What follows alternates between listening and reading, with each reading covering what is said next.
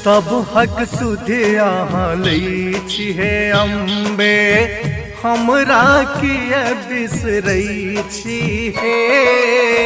सब हक सुधि अहाँ लै छी हे अम्बे, हमरा किए बिसरै छी हे। ठीक कहूँ पुत्र अहीं के जननी, से तहाँ जनै छी हे। सब हक सुधि अहाँ लै छी हे अम्बे।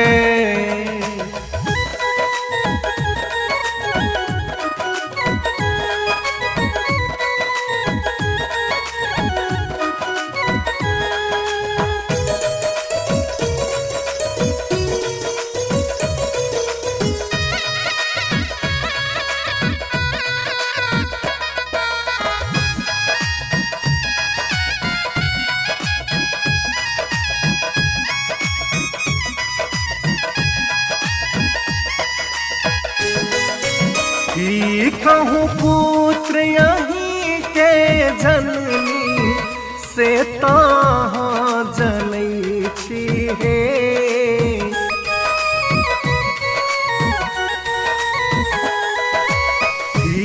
कहूँ पुत्र यहीं के जननी, से तहाँ जनै छी हे। एहन निष्ठुर किए अहाँ भेलहुँ, कनिको दृष्टि ने दै छी हे। सब हक सुधि अहाँ लै छी हे अम्बे, हमरा किए बिसरै छी हे। सब हक सुधि अहाँ लै छी हे अम्बे, हमरा किए बिसरै छी हे। सब हक सुधि अहाँ लै छी हे अम्बे।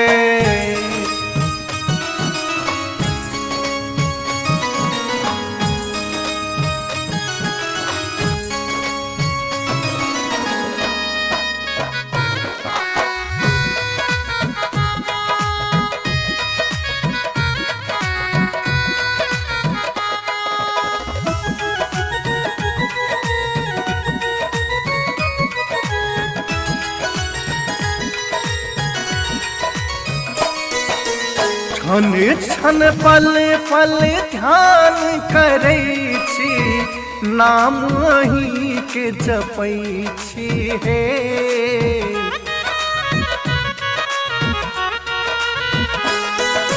क्षण क्षण पल पल ध्यान करै छी, नाम अहीं के जपै छी हे।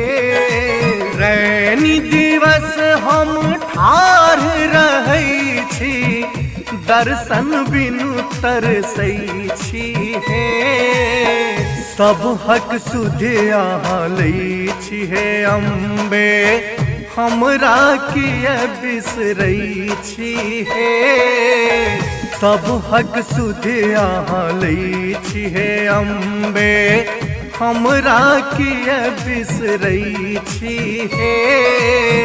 सब हक सुधि अहाँ लै छी हे अम्बे।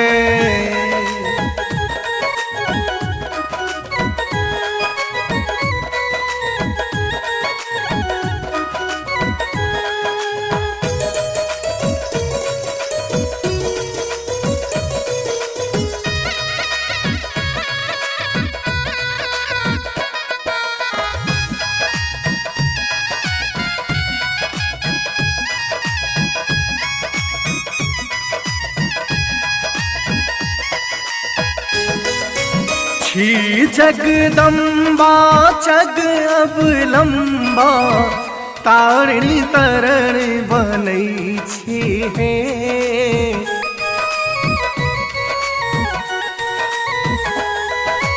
छी जगदम्बा जग अवलंबा, तारिणी तरण बनै छी हे।